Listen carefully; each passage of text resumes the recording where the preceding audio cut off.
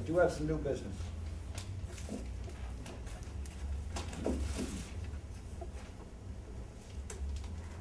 The board and myself attended the first public hearing of the new apartment complex in Mineola to voice our concerns about some of the financial impacts this would have on our district.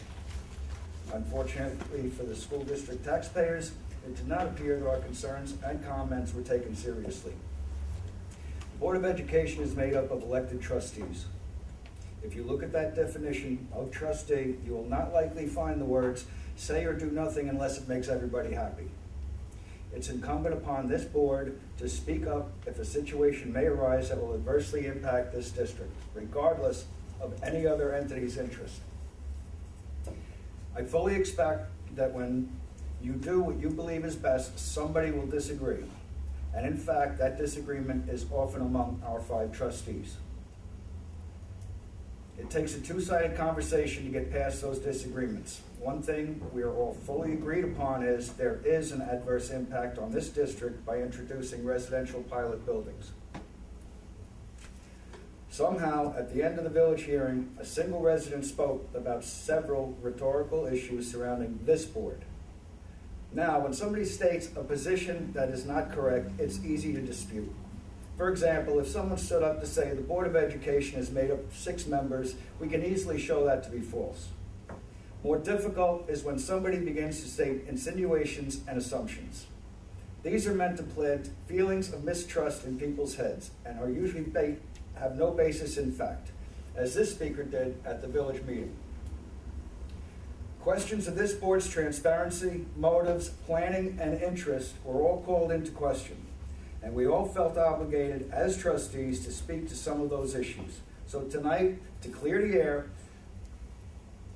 about some of the misinformation that's being circulated, we will introduce facts, undisputable facts about some of these items. Warren, if you could.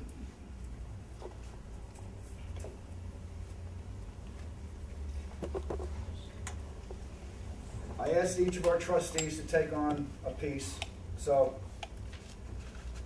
on the question of transparency, it's been suggested that we have something to hide due to the lack of TV coverage. Since last May 8th, Nicole Matzer will speak to these assertions. Nicole. Good evening. Roughly 8 years ago, our district began filming its board meetings. The board at that time, along with the superintendent, felt it was necessary to be more transparent within our community. With equipment borrowed from the Fine and Performing Arts Department and compensated students as our videographers, Mineola began filming and broadcasting its meetings. This was done every meeting up to and including the 2013-14 school year.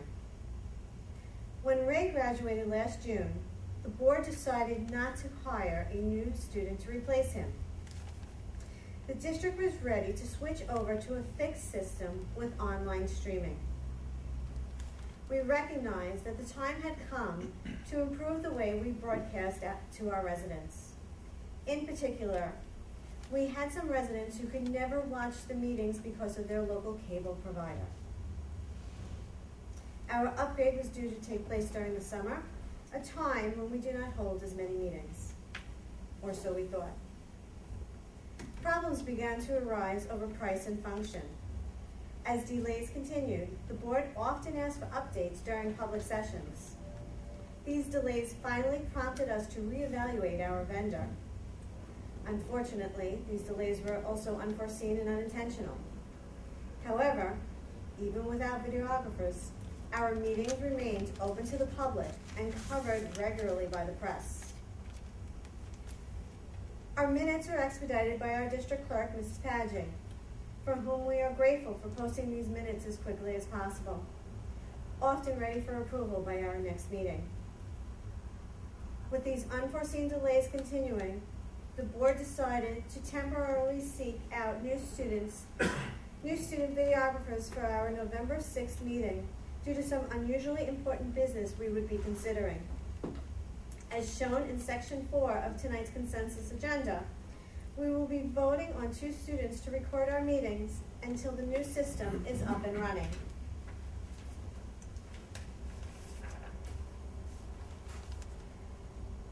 As of this moment, our new system is due to be installed the week of Thanksgiving. The district will now have the ability to stream live. This will allow our residents to watch meetings in real time from the comfort of their home. Past meetings will be archived and can be viewed at a later date and time. Presentations such as the district budget, NWEA results, and any other presentations will now appear directly on your screens. Unfortunately, the sound video sync has been a big problem with our existing equipment. The issues have been addressed, and we are confident that going forward, this will no longer be a problem. As always, we will continue to send copies to the Village of Mineola for broadcast on their government access channel. We regret the recent gap in our coverage. However, I am proud to say that we are one of a small group of districts that voluntarily broadcast our meetings, and we are glad that we will be able to continue to do so. Thank you. Thanks, Nicole. Next, I want to speak to the issue of our motives.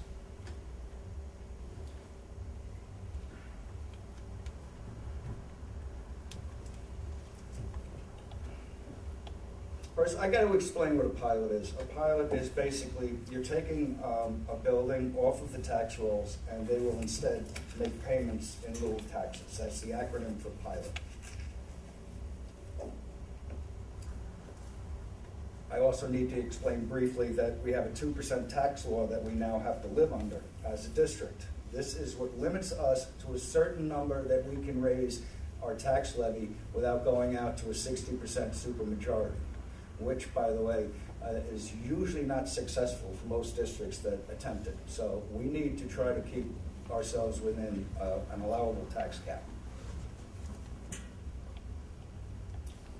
The law allows for levy growth for new construction, and this was built into the tax cap legislation. So as you add buildings to a community, you're going to have more services and needs to take care of those people and those buildings. So the law allows and gives us an equation that will give us some growth in our levy. And basically what we'll end up doing is taking our current levy, multiplying it by that growth, and then multiply that by the 2% cap. The problem is pilots are not counted as growth. This is the problem in the law. Growth within the meaning of the law is that there's a physical quantity change. There's a physical increase in your community. The problem is that because these buildings that are receiving pilots are tax exempt, they're not counted on our tax base. It doesn't go into it. Even though that physical growth is there, we're not allowed to count it. I think it's a flaw in the law personally, but we'll get there. So, simple math. If you have 10 buildings and you add a building, you have 11 buildings. Under the law, if you have 10 buildings and add one pilot building, you have 10 buildings. What does that mean to us? Camoin Associates put together a scenario to try to explain it. I'm going to give it a shot here. Don't know if I'll be successful. I had to read this a couple of hundred times, so try to follow with me. We have Smallville School District, kind of like Mineola, you know. All right, that district has $1 billion worth of taxable property. And the tax levy for the district is $20 million. So we're collecting $20 million in tax from those $1 billion worth of taxable properties. A new building is constructed and it's valued at $10 million. And the tax on that new building is $200,000. Simple so far, right? If that new building receives pilots, they'll pay $100,000. That's the idea, and that's the incentive of seeking out pilots, to have an incentive to build and save some money. So how does that affect our levy? Basically, we're going to take that $20 million, our past levy, and multiply it by that growth, that new building. So the growth factor is 1.01, and that brings us to $20.2 million. That's our new levy that we multiply by the 2%. With a pilot building, that $20 million gets multiplied by 1. There's no new growth. And we end up with $20 million. So there's no growth there. And we multiply that by the 2%. Following me so far? Doing the best I can. You said they'd never get it. I don't even get it. So what ends up happening is the district loses about $204,000 on their allowable levy, what we're allowed to raise our levy to.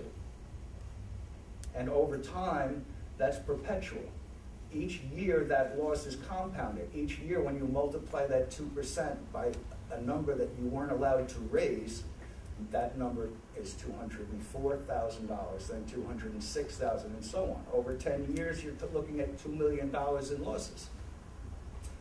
And the other problem is, under the law, when these pilots expire in 20 years, you're not allowed to add the buildings onto your growth factor. They're lost forever. That, we do not believe, is the intention of the law. The intention of the law was to give a vehicle for districts, villages alike, not just schools, to grow as their communities grow. So I'm going to try to do this on an easy chart. Here's your levy, $20 million. Now you have a new tax project, a $10 million building gets built, no pilots or anything, so you're actually going to save a little bit for your taxpayers and then add that $200,000 from the building. Your levy has now gone up. With pilots, there's small savings for the taxpayer, and when you add the pilot property, you're back at $20 million. There's no increase. It doesn't go up. If that pilot building gave you twice as much, that red line would go down. It's not going to go up. You're stuck at $20 million. There's no new revenue allowed. So for me, for us, and this district, the impact on us is new students. You're going to build residential buildings, you're going to get new students. There's 800 apartments being built, 886, I believe. They project we'll get about 52 students. So we currently have 2,700 students and spend approximately $25,000 per student after state aid and transportation and administration. And the 52 new students that they project would have a cost of about $1.3 million. Now, this is a formula that was used by Camoin in a presentation for the State Economic Development Council. So if they're good with it, I'm good with it. We've even got an accountant here. Hope he's good with it. So far. So we have $1.3 million in new spending, but we have 0 revenue increases. So what do? Make cuts. If we had a tax project, it would have grown our levy and it would have covered that influx of students. But because we're stuck at that 20 million number, and in our case it's more like 80 million, any new students or any new spending is not going to be accounted for. And if we get more students than expected, we have no protection. We're still going to be stuck at that base number. So the more we have to spend, basically going to be the more we have to cut. Unless we go out for a 60% supermajority, and there's a risk in that also. So this isn't about making our budget bigger, it's about having an allowable levy. It's about having a safety net if we need it. If we need more spending, we have a way of raising that revenue. Let's look at it over 20 years. I know I'm boring you now. Hang in there. The projected school pilot revenue for Mineola is $25 million. If these buildings were normally taxed, the revenue would be over $30 million. Over 20 years, that is a loss of $5 million, or $250,000 per year for this district in revenue. The village of Mineola is also taking a loss of $800,000 or $40,000 a year. So why would they want to do this? Well, the village of Mineola is getting incentive payments of $16 million from the developers. So over the 20 years, the district is losing $250,000 a year, and the village is gaining $800,000 a year. So just to wrap up my section here, pilots is our objection, not apartment buildings, not the income, not the amount of money. It's the growth of our levy, the inability to grow our levy if we need it. And 52 students, I think it'll be more. And if it is more, that's more spending. What does $1.3 million in cuts look like? If you remember last year when we presented our budget and we said if it failed and we had to go to contingency, or what many call austerity, we would have had to cut $1.1 million, less than the new spending for 52 students. As I said, the loss is permanent. They don't go on the tax rolls for this equation ever. It's a matter of the law, and it's a matter of this district being unprotected. We need the ability to grow as this community grows. As they add buildings, we need to be able to increase our spending to meet any needs of new students. So, if we fix the law, we fix the problem. This is just like the veterans exemption. There was a flaw in the law, and they fixed it, and that took care of the problem. So, until the law is fixed, I believe this board is obligated to oppose these pilots. That is all I have.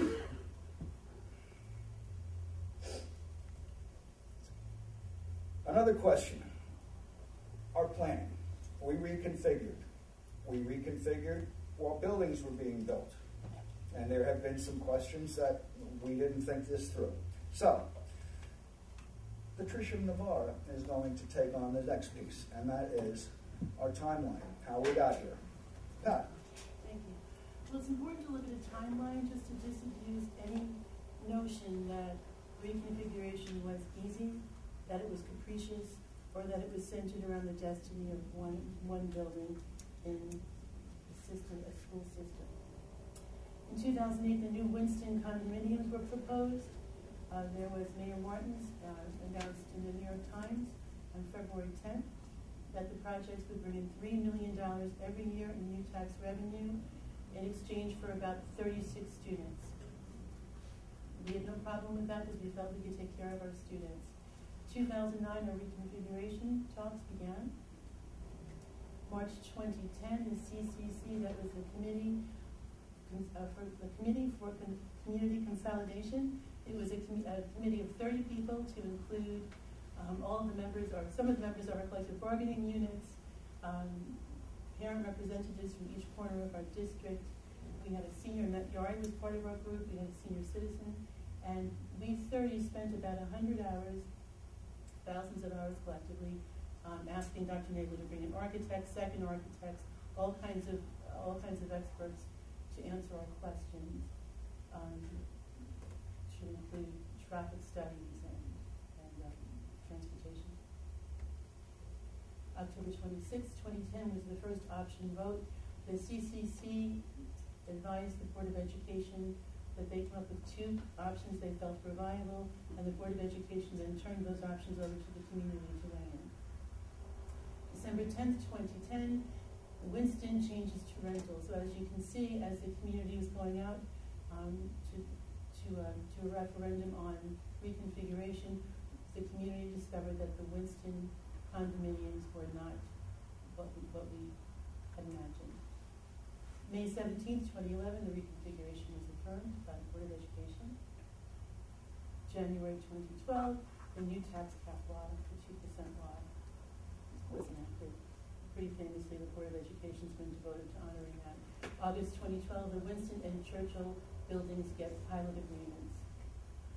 December, just a few months later, 250 Old Country Road also gets a pilot agreement. Again, we've heard some talk in the newspapers that these things haven't all happened so quickly, but in fact they all did roll one into the other. The pilot agreements. Apartments, pilots, and tax cap adverse impact.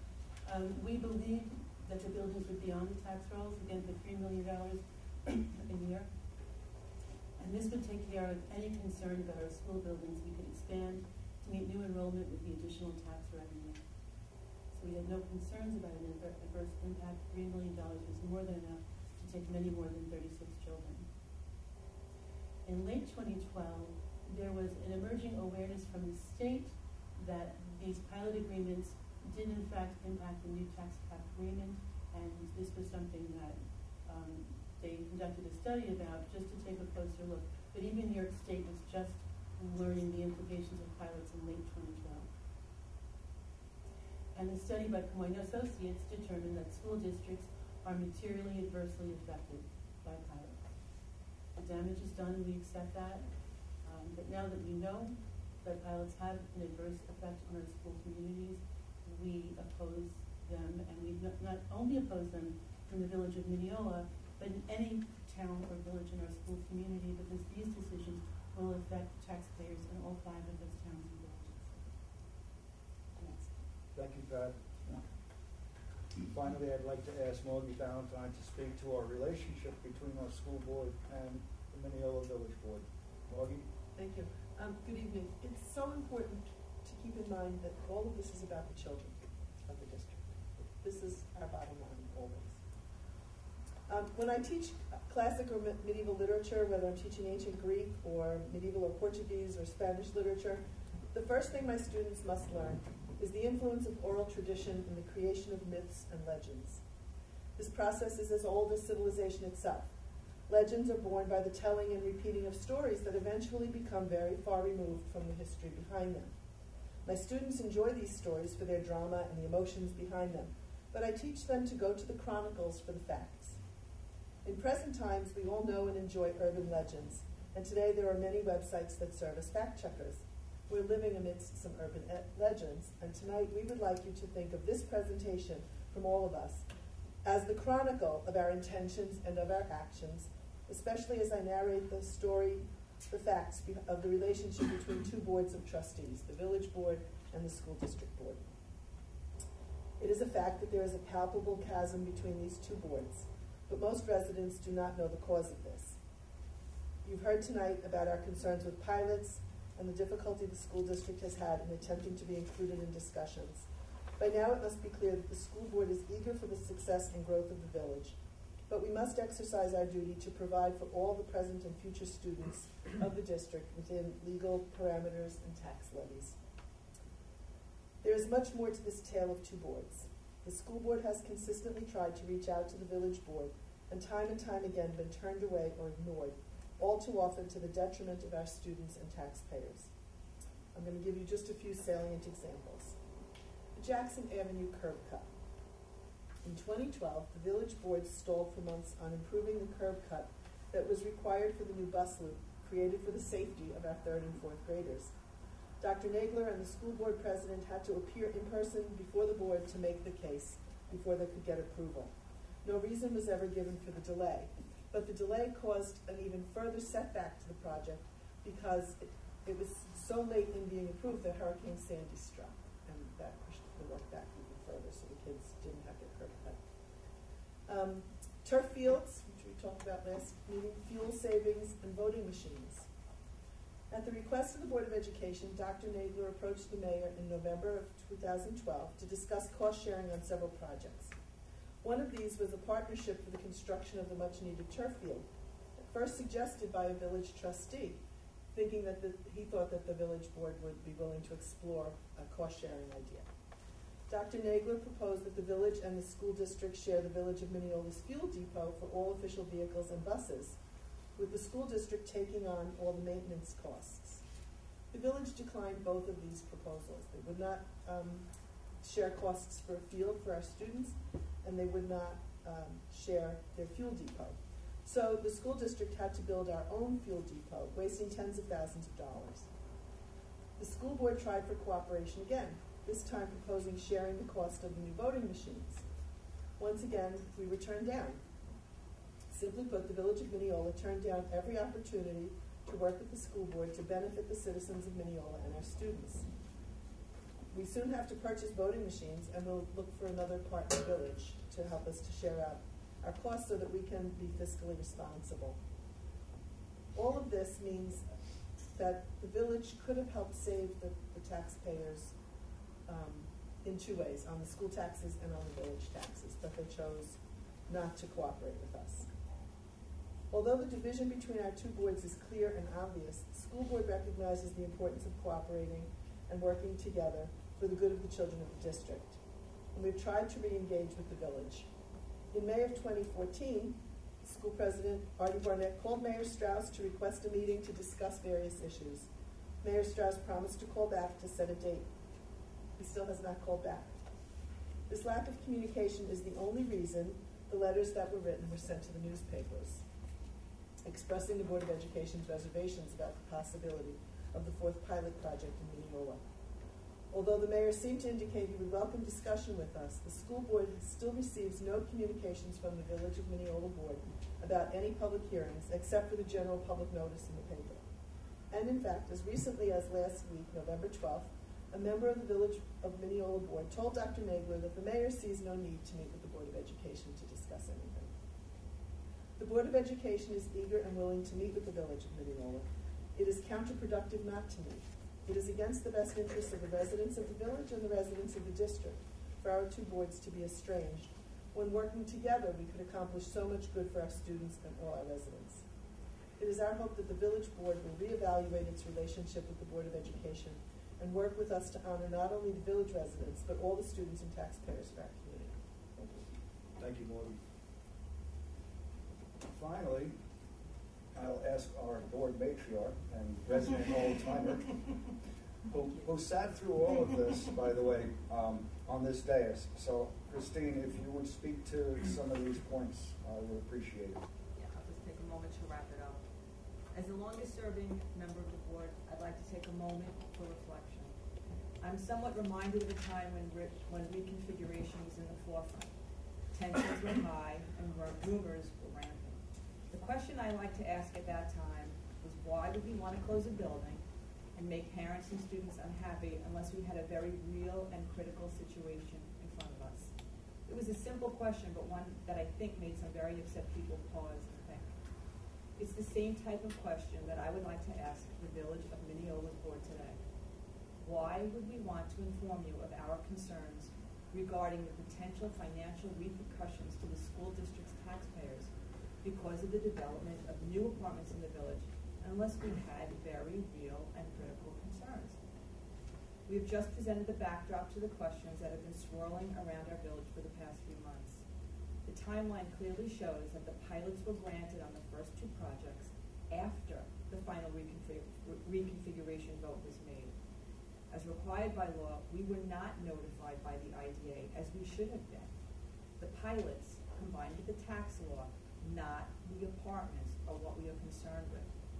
Besides public notices, at no time has the Village of Mineola even attempted to speak with us about this or any other apartment project and the impact that they might have on the district.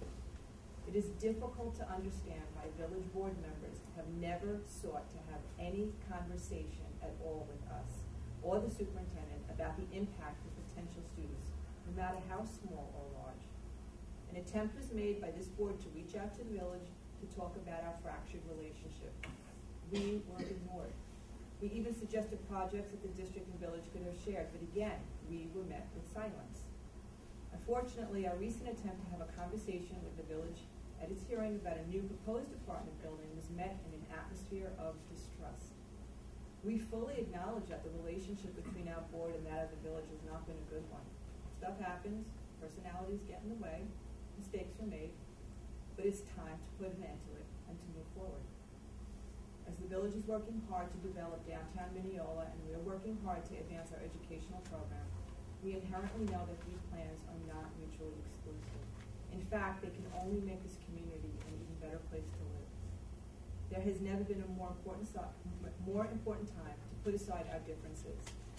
The village and school district must always be vigilant and mindful of any decision made that may impact them. The village is interested in development, as it should be for its village residents. However, the village inherently knows that their decisions may have huge implications for a school district. That is the only scope of concern that this board is concerned about. We have an obligation to our taxpayers, as they do, to act as stewards. We could spend our time debating how the pilot numbers shake out, or we can take a hard look together at where the real problem lies. The law that limits a taxing agency to a 2% tax levy did not take into account the impact that the pilots could have on the school district's budget. If we get a big bump in student population, it limits our ability to draw on potential revenue to pay for those students. That's the problem, plain and simple. It's It's not the fault of the village to want to plan for their future. That's their right, and it is absolutely important and vital. However, it is not the fault of this Board of Education to want to plan for the future of the school district. It is our right, and it is equally important and vital. I'd like to ask the board to agree to formally reach out to the village in another attempt to talk about a mutual desire to plan responsibly for the future of our community, and to lobby our legislators to take on the task of amending a law that has the potential to hurt taxpayers, which we believe is the unintended consequence of the law, the village, or the school district. We believe that the village and the school board only want the best for its residents, but it's time to put our differences aside and work together. The residents of this community certainly deserve better. Thanks, Christine. I certainly have no issue with reaching out again and again. We'll be persistent as we have to. As long as the board's okay with it, we'll take another crack at it. But this thing is not going to fix itself. It's going to take a little bit of back and forth. There needs to be a conversation here. We're more than willing to have it. Any other old business? New business? I'm sorry. Yeah, I just want to be the broken record. Because everyone was so eloquent, I'm just going to try to state it again, perhaps a little different. The 5 elected volunteers that make up this board devote countless hours to guide and to guard this education system. Their vision and fiscal acuity have been recognized by New York State. We're the only district in Nassau County to receive a governor's management efficiency grant. Those monies were used to purchase technology, which in turn brought accolades and recognition at a county, state, and national level. Put simply, they increased programs and educational opportunities for students while simultaneously delivering a capped budget for 7 consecutive years, 4 years before the tax cap. To suggest that they do not have the community's best interest in mind is offensive. Artie Barnett in particular is relentless in his research and meticulous attention to detail. He has uncovered credible and reliable studies that outline how pilots in the tax cap formula are detrimental to school budgets. Specifically, the fact that a new property that receives a pilot is not factored into our tax-based growth factor. Mathematically excluding property in the growth base has a negative effect on every budget after it. The board has a fiduciary responsibility to act on this knowledge. Now, I do not believe that any one entity is to blame for the application of this law. I do not believe the village knew it, nor do I think they would purposely or intentionally approve something that would negatively affect the school budget.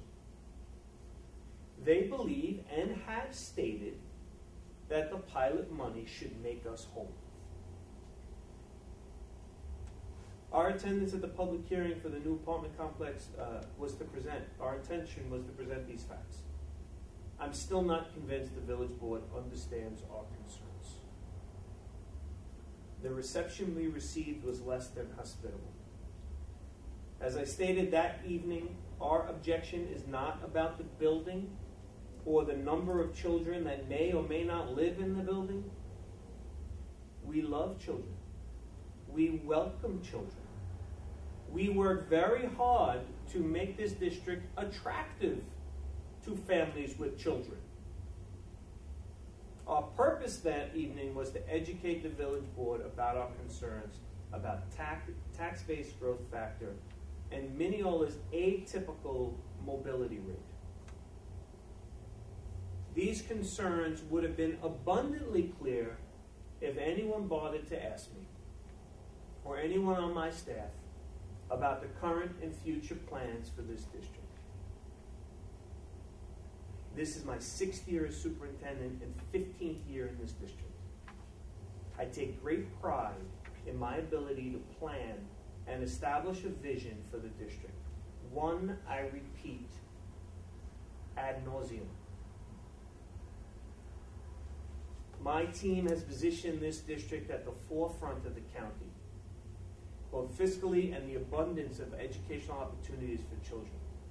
To suggest that I'm complaining or oppositional to this project because I didn't plan well is ludicrous.